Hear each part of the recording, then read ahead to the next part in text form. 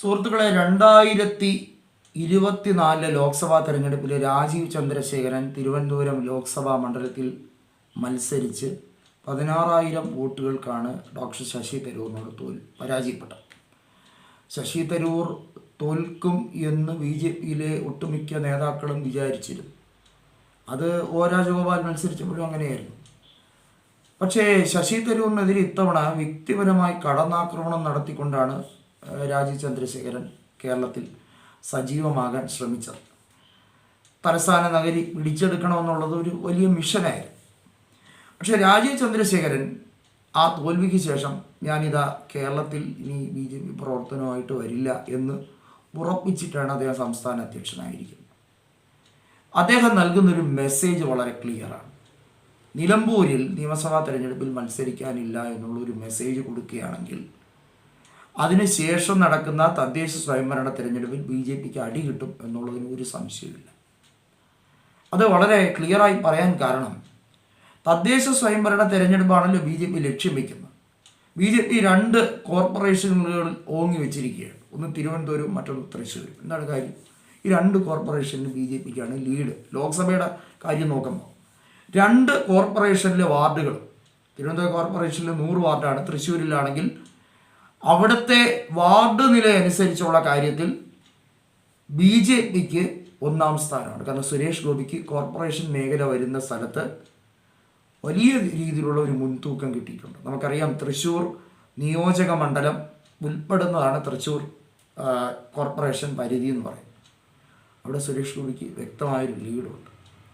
അതുപോലെ തന്നെയാണ് ഈ കോർപ്പറേഷനിൽ, തിരുവനന്തപുരം കോർപ്പറേഷനിൽ 4 നിയോജക മണ്ഡലങ്ങൾ, തിരുവനന്തപുരം സെൻട്രൽ, വട്ടിയൂർക്കാവ്, നേമം, അതുപോലെ തന്നെ കഴക്കൂട്ടം. ഈ 4 സെഗ്മെൻറ്റിൽ മൊത്തം ലീഡ് നോക്കുമ്പോൾ രാജീവ് ചന്ദ്രശേഖരൻ ഏകദേശം 25,000-ഓളം വോട്ടിൻ്റെ ലീഡുണ്ട്. പക്ഷേ BJP നിലമ്പൂരിൽ മത്സരിക്കാതിരിക്കുമ്പോൾ കൊടുക്കുന്നൊരു മെസ്സേജുണ്ട്. അതായത്, ഞങ്ങൾ LDFനെ പരോക്ഷമായി പിന്തുണയ്ക്കുന്നു, എന്തെന്നാൽ ഞങ്ങൾ UDF നശിച്ചു കാണാൻ ആഗ്രഹിക്കുന്നു. മെസ്സേജ് വളരെ ക്ലിയർ അല്ലേ?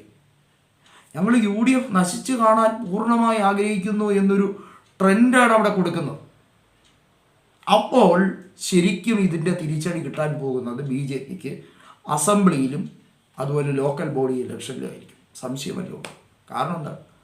BJP അവിടെ മത്സരിക്കുകയാണെങ്കിൽ, അതായത് നിലമ്പൂരിലെ നിയമസഭാ ഉപതെരഞ്ഞെടുപ്പിൽ മത്സരിക്കുകയാണെങ്കിൽ, അതും വാശിയേറിയ രീതിയിൽ അവരവരാൽ കഴിയുന്ന രീതിയിൽ മത്സരിക്കുകയാണെങ്കിൽ ഓക്കെ, അവിടെ ഒരു ട്രെൻഡ് സെറ്റ് ചെയ്യാൻ കഴിഞ്ഞില്ലെങ്കിൽ പോലും ഞങ്ങളിവിടെ സാന്നിധ്യം അറിയിച്ചിരിക്കുന്നു.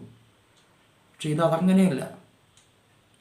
ഇവിടെ LDFന് പിന്തുണ കൊടുക്കുന്ന രീതിയിലേക്കാണ് BJPയുടെ നയം. തിരുവനന്തപുരത്ത് കോർപ്പറേഷൻ പിടിക്കാൻ വേണ്ടിയുള്ള ശ്രമം, ഇവിടെ നമുക്കറിയാമല്ലോ, തിരുവനന്തപുരം കോർപ്പറേഷനിലെ 100 വാർഡുകളിൽ 80ഓളം വാർഡുകളിൽ BJPയും LDFും തമ്മിലാണ് നേർക്കുനേർ മത്സരം. UDFിനൂടെ ചിത്രത്തിൽ പോലും. തൃശ്ശൂരിലും അതാണ് അവസ്ഥ. ഇപ്പോൾ ഏകദേശം ഇവിടെ UDFന് വാർഡുകളിൽ ലീഡ് കുറവാണ്. UDF 3ാം സ്ഥാനത്തേക്കാണ് ലോക്സഭാ തെരഞ്ഞെടുപ്പിൽ തൃശ്ശൂരിലും തള്ളപ്പെട്ടത്. തിരുവനന്തപുരത്ത് UDF ജയിച്ചത് ഡോക്ടർ ശശി തരൂരിൻ്റെ ഒരു വ്യക്തമായൊരു വ്യക്തിപ്രഭാവമാണെന്ന് ഇപ്പോഴും പറയേണ്ടി വരും. കാരണം എന്താ? അസംബ്ലി സെഗ്മെൻറ്റ് നോക്കിയാൽ കഴിഞ്ഞ നിയമസഭാ തെരഞ്ഞെടുപ്പിലും ലോക്കൽ ബോഡി ഇലക്ഷനിലും UDFന് 3ാം സ്ഥാനമാണ് ഈ കോർപ്പറേഷൻ പരിധിയിലുള്ള നിയോജക മണ്ഡലങ്ങളിൽ. തിരുവനന്തപുരം സെൻട്രലിന് മാത്രമാണ് UDFന് കഴിഞ്ഞ നിയമസഭാ തെരഞ്ഞെടുപ്പിൽ 2ാം സ്ഥാനം. വട്ടിയൂർക്കാവിലും അതുപോലെ തന്നെ കഴക്കൂട്ടത്തും, എന്തിന് ഈ പറയുന്ന നേമത്ത് കെ മുരളീധരനാണ് അസംബ്ലി തെരഞ്ഞെടുപ്പിൽ മത്സരിച്ചതെന്ന് ഓർമ്മിക്കണം. ഈ 3 സെഗ്മെൻറ്റിൽ, അതായത് ഒരു 100 വാർഡിൽ ഏകദേശം 70ഓളം വാർഡുകൾ കവർ ചെയ്യുന്ന ഈ 3 അസംബ്ലി സെഗ്മെൻറ്റിലും UDF 3ാം സ്ഥാനത്താണ്. തിരുവനന്തപുരം കോർപ്പറേഷൻ, തൃശ്ശൂർ കോർപ്പറേഷനിലും ഇപ്പോൾ ഏകദേശം ആ ഗതികേടിലേക്ക് എത്തിയിരിക്കുകയാണ്. ഇങ്ങനെയുള്ള UDF 1ാം സ്ഥാനത്തേക്ക് എത്തപ്പെടും എന്ന് എന്തടിസ്ഥാനത്തിൽ പറയാൻ പറ്റും? അങ്ങനെ പറയാൻ പറ്റുന്നതിന് കാരണമാകുന്നത് ഈ രാജീവ് ചന്ദ്രശേഖരൻ. അതായത് UDFന് ശരിക്കും ഒരു വരദാനം കിട്ടിയതുപോലെയാണ്, ഒരു ലോട്ടറി അടിച്ചതുപോലെയാണ് ഈ രാജീവ് ചന്ദ്രശേഖരൻ്റെ വരവ്. നമ്മൾ ഈ സുരേന്ദ്രനെ ട്രോൾ ചെയ്ത് പലരും പറയുമല്ലോ, ഉള്ളി സുരേന്ദ്രൻ, ഉള്ളി സുര എന്നൊക്കെ പറയുമല്ലോ. പരിഹസിച്ചുകൊണ്ട്. പക്ഷേ സുരേന്ദ്രൻ ബെറ്ററാണ്, ചന്ദ്രശേഖരനേക്കാൾ എന്തുകൊണ്ടും ബെറ്ററാണ്. ഇവിടെ ഒരു രാഷ്ട്രീയക്കാരനാണ്.